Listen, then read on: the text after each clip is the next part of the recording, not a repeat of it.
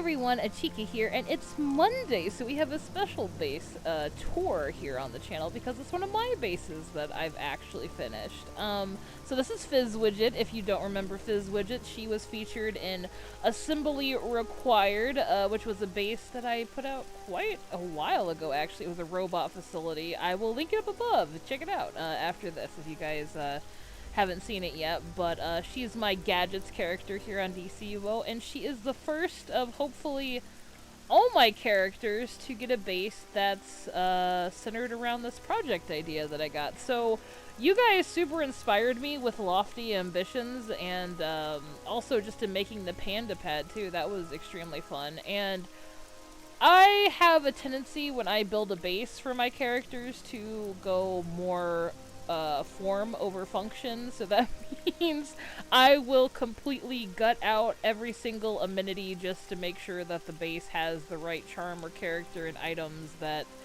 I want put in, and that makes it so that I never have a mailbox sometimes, or a broker, or a bank. And also my bases tend to get really cluttered too, and close-knit, and that's extremely annoying when you just want to go save in an armory, or check your mail, or, you know, just organize your inventory. So, what I decided to do is to give all my characters, who I've kind of given their own character and lore and backstory and kind of personality to, and give them all a loft, or a base, or an apartment, just that's somewhat kind of not cluttered, that I could easily walk around pretty nicely, and but also just to have fun with it, and give them their own living space. So yeah, so again, this is Fizzwidgets, and it's a steampunk tinkerer workshop type situation entitled, well, the workshop. So why don't we go take a look inside?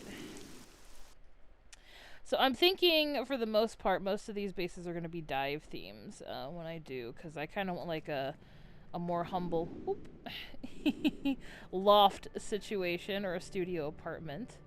And in this case, a studio of haphazardly placed storage space. So this is the doorway to the loft. We have a bit of a raised platform here, and a very secure doorway, making sure no one can enter unless they're allowed in. Given how it looks on the outside, it's just a simple Gotham apartment, but to get in, it's a little bit more, complicated.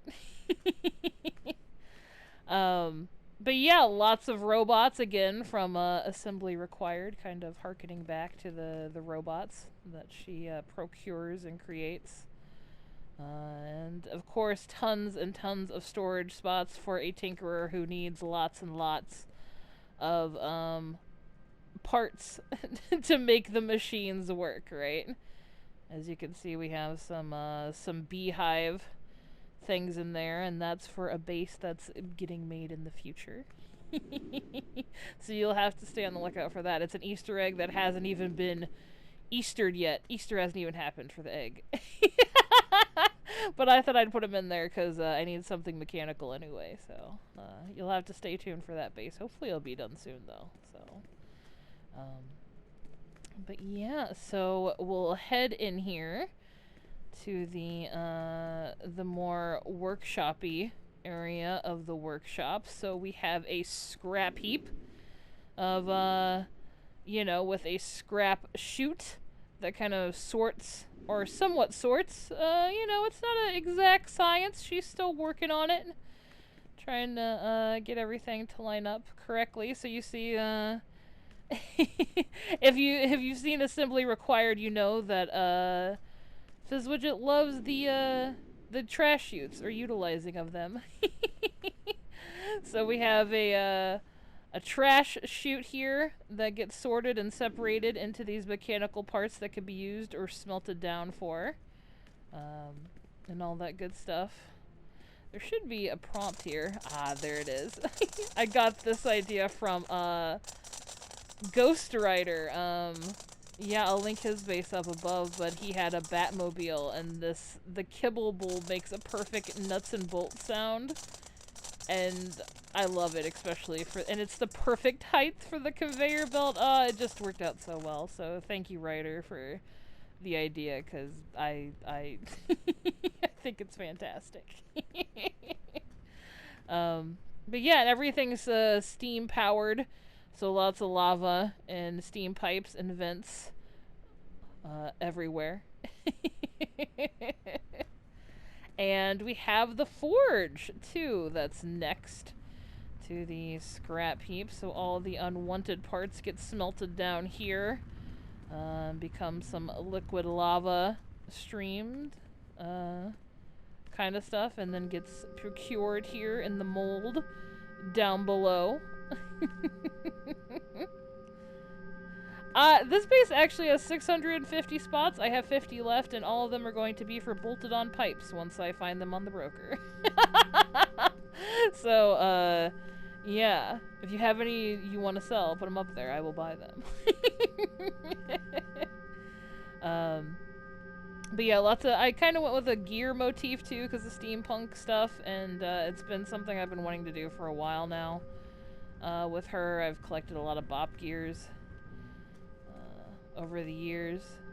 So yeah, this is the teleporter area here, but it's not really a teleporter. It's a mold, a smelting mold sort of situation.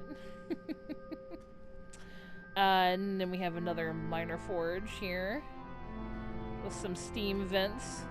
As you can see, the steam rising. And I think the disjointed organ with the teleporter noise is annoying enough for this little this little pest of a character. And of course, once everything's smelted, we have the hot iron and some welding instruments to smelt some fun things. Or I guess hammer out some fun things.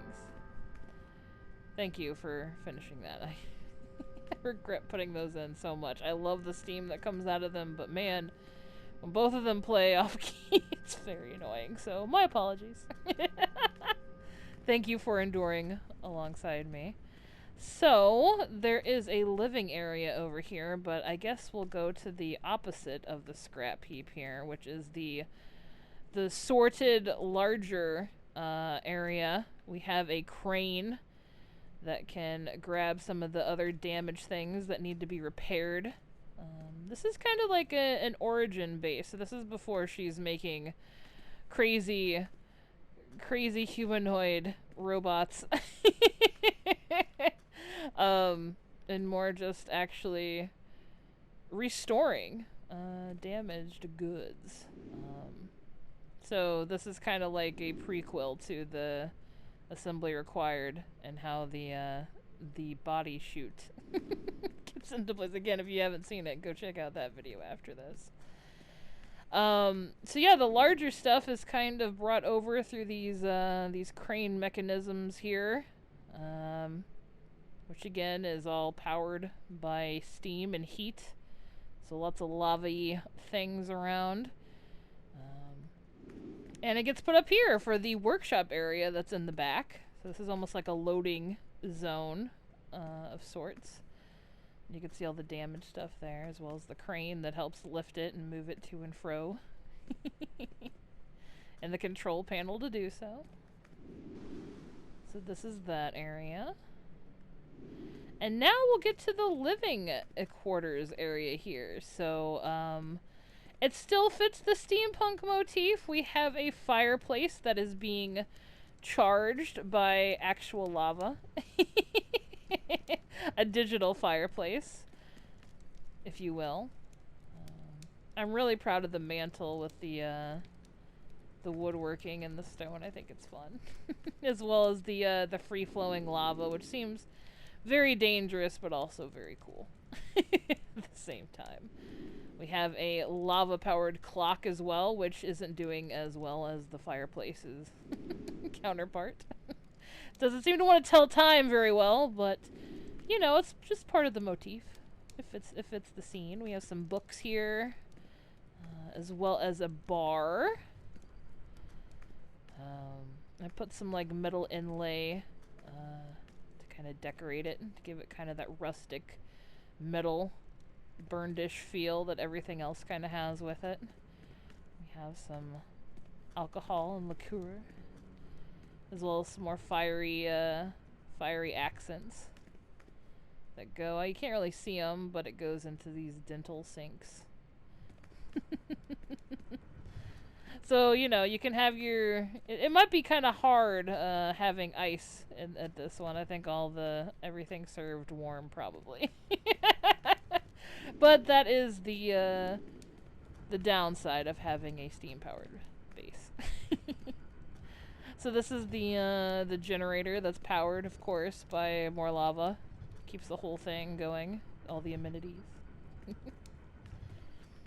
And this is the bedroom area. So, not very lavish, very humble sleeping quarters, as well as a fireplace here, a desk with some more books, and of course a phonograph. Gotta have some music playing. Not too much in here. She doesn't need too much. She's not super... I mean, she went all out in everywhere all the other places. Everything else is extra. The bedroom is very toned down. She just needs this place to study and sleep. That's about it.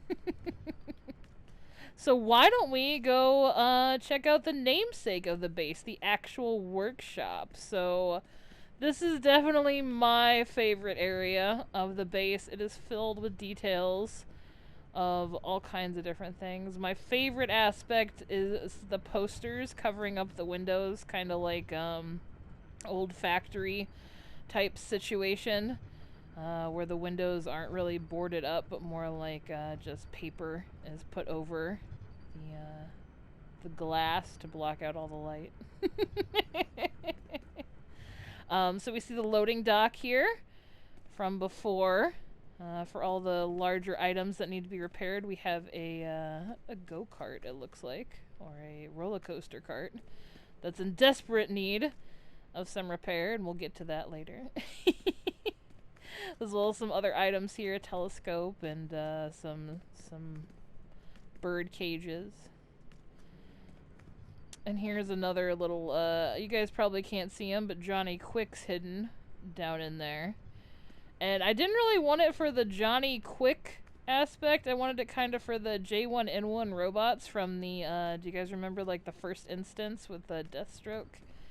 Kind of wanted to have that, so if there was a broken robot pile, have some J1N1 parts in there, too. To go with the whole motif. Again, more gears and stuff on the walls. And over here, this is the, keep all the welding items up to par.